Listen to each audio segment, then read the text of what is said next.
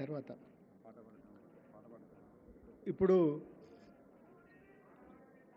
దేశపతి గారు పాట కూడా పాడతాడు కనుక దేశపతి గారు మాట్లాడాల్సిందే కోరుతున్నాను. కళాకారుడు దేశపతి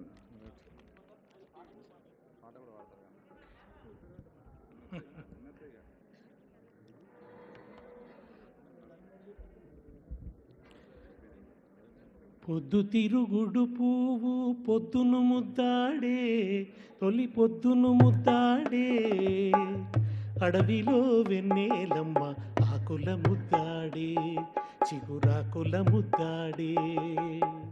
పొద్దు తిరుగుడు పువ్వు పొద్దును ముద్దాడే, తొలి పొద్దును ముద్దాడే, అడవిలో వెన్నెలమ్మ ఆకుల ముద్దాడే, చిగురాకుల ముద్దాడే. ఆడి ఆడి అలసిపోయిన నెమలిని ముద్దాడే, నెమలి కాళ్ళను ముద్దాడే. ఆడి ఆడి అలసిపోయిన నెమలిని ముద్దాడే, నెమలి కాళ్ళను ముద్దాడే. పాడి పాడి మూగబోయిన గొంతును ముద్దాడి, కోయిల గొంతును ముద్దాడే.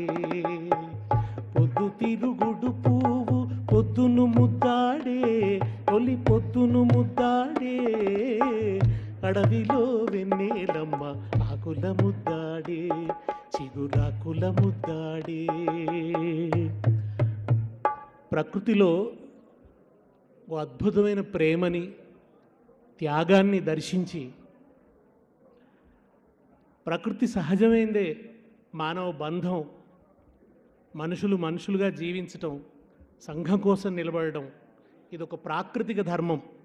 చివరికి యుద్ధంలో వీరుణ్ణి తుపాకీ ముద్దాడే, తూటాలు ముద్దాడే, ఒరిగిన వీరుణ్ణి భూమి ముద్దాడే, రణభూమి ముద్దాడే అని పాటను ఒక పరాకాష్ఠకు తీసుకుపోయి త్యాగమే జీవితానికి సార్థకత అని ఒక మానవీయ సందేశాన్ని ఇచ్చిన మహాకవి గద్దర్.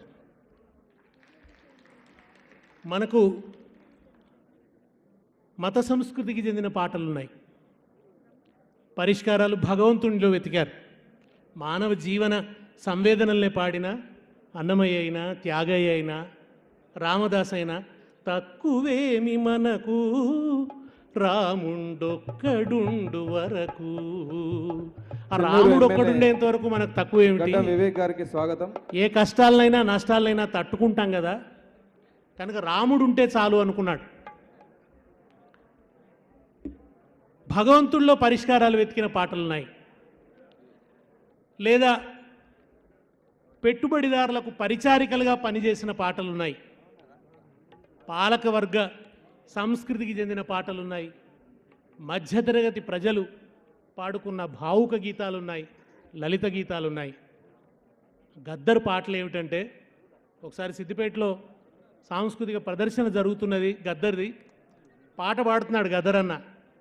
అయ్యజేసినప్పు కిందికి దొరొల్లా జీతగాడ, 5-6 జీతముంటివా దొరొల్లా జీతగాడ, ఆడుకునే ప్రాయమందున దొరొల్లా జీతగాడ అని ఆయన పాడుతుంటే, ఇంతకుముందు ఎంకన్నా చెప్పినట్టు ఆ మధ్య మధ్యలో దొరొల్లా జీతగాడ, దొరొల్లా జీతగాడ అని నునుగారంగా మెత్తగా ఆయన అంటుంటే, నిజంగా ఆ జీతగాడిని పట్టుకొని మీదపడి ఒలపోత పోస్తుంటే ఉంటుంది పాట. ఆ పాట ఆయన పాడుతున్నప్పుడు నా ఎదురుగా ఒక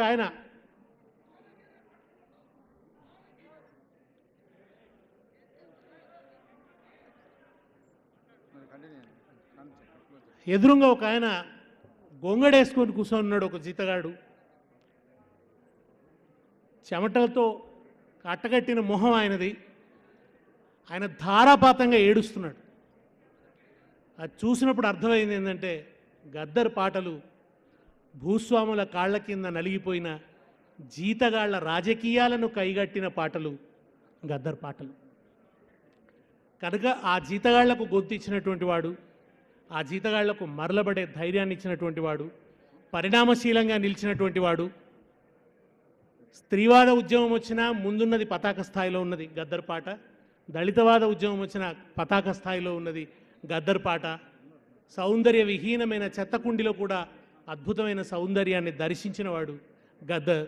కనుక ఆయన్నే రాసుకున్నట్టు చిత్తుబొత్తు పాటలను ఎవరు పేర్చి కూర్చెదరో అన్నాడు.